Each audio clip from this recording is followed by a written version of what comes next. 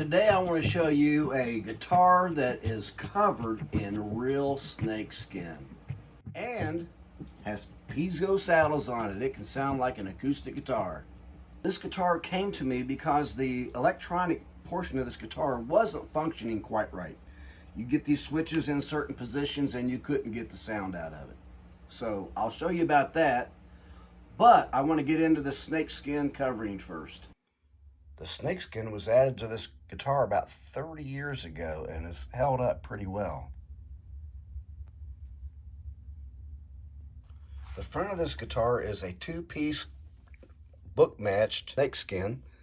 This is the seam.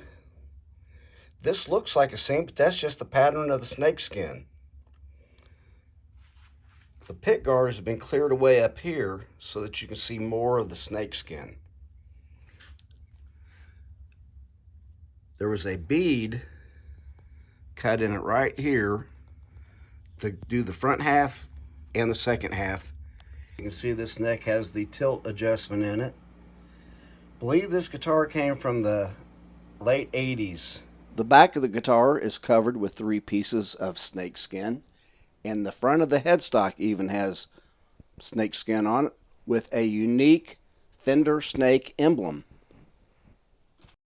These are the Mike Christian saddles with the Implant preamp on the inside, and they're now marketed and sold as ghost pickups by Graftech.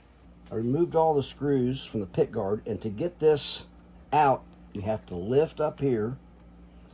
It's under the end of the fretboard, so you have to pull it, and it's pretty tight. Gotta wiggle it out. Okay, now I can swing this around. All right.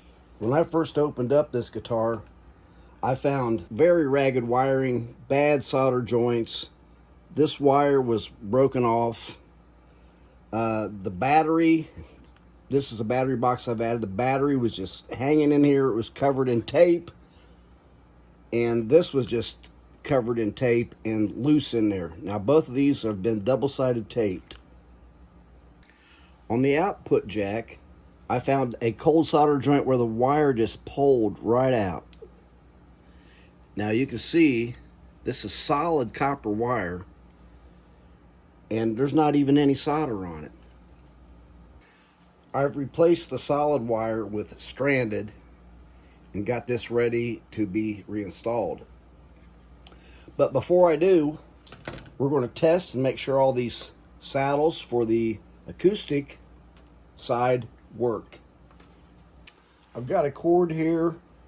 It's got 1 1/4-inch jack on the end, bare on the other, and a couple of jumper wires. I'm going to plug it into this Fishman acoustic guitar amplifier.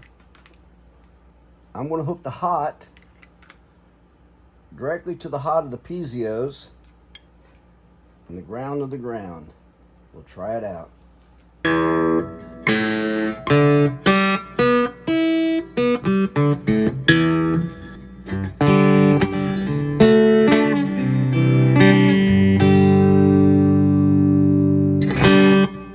I'm going to put a fresh battery in it.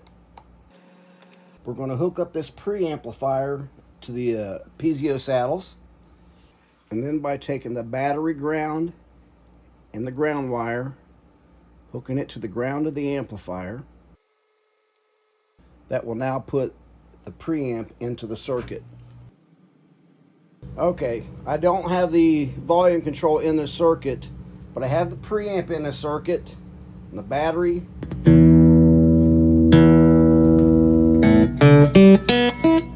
I think it makes it a little louder, changes the EQ.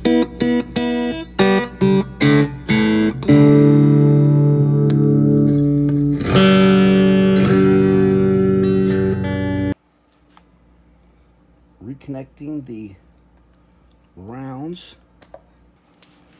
Reconnecting the hot from the Piezos to the input of the preamp.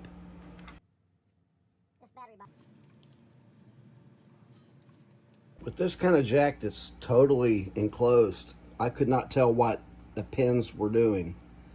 So with the wiring off of it, I got a ring tip and sleeve jack stuck in there and traced what every pin went to. And I made my own drawing. I will clean this up a little bit and make a PDF of it and post it in the descriptions. The battery negative goes to pin 1 and only makes the battery active when you plug the cord in. This device is just tall enough that it fits in between there and the pick guard without any clearance, so I'm not worried about that coming loose at all. This one I'm adding a piece of foam in the bottom here in case that were to come loose, it wouldn't rattle around.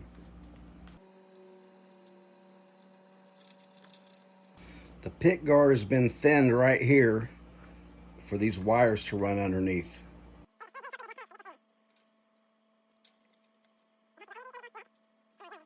This knob says tone on it, has a stop in the middle, and for some reason he thought that might have been a blend knob between the Piezos and the electric portion.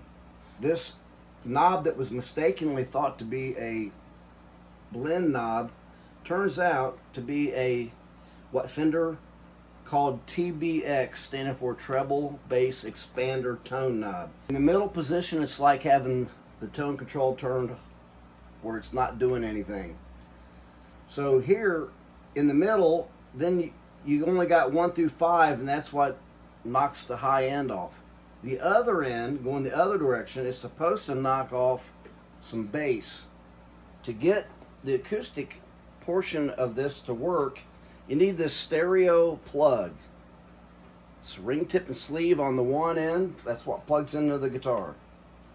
The other end, you can plug into 2 separate amps.